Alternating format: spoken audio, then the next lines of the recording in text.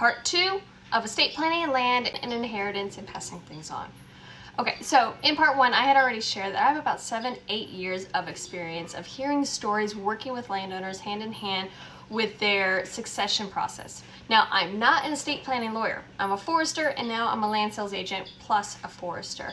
But in those 7 to 8 years as a forester, I walked hand in hand with women, with landowners, with families who have inherited property and have heard their stories, have seen their struggles.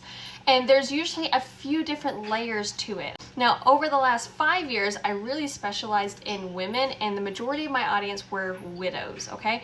Now, when it came to a lot of them, they may have had their actual documents lined up, all right? So, you had your will, they had the right legal structures potentially lined up for them to inherit it from their spouse, but there was a lack of communication. And so what I want to emphasize here is that when you start talking about succession and getting an estate plan in order, the importance of it, of communicating that with the other members of the family. And so when it comes to spouses, men, women, husband, wives, it's not just okay, I'll handle this and you take that part of the estate plan and whatever you think is best is what will go forward.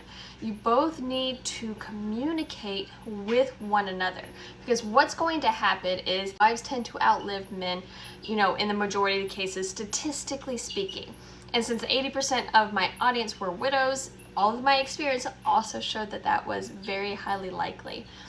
But men also happen to be the ones who predominantly handle all of the land management decisions, all the land ownership, specifications, deeds or plans, whatever was involved around land, they tend to handle it.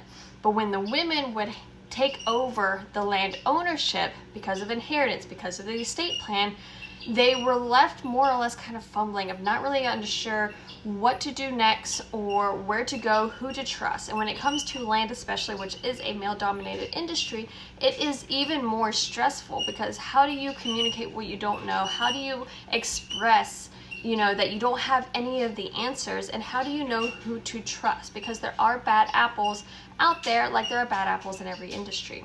And so I had seen over the 5 years hundreds of women come through who have inherited the property but get stuck in this analysis paralysis because they simply don't know what to do. Your estate planning process is not just the legal structures and entities, but also the communication with the family members, so that way they are fully prepared to take things moving forward, whatever those decisions might be.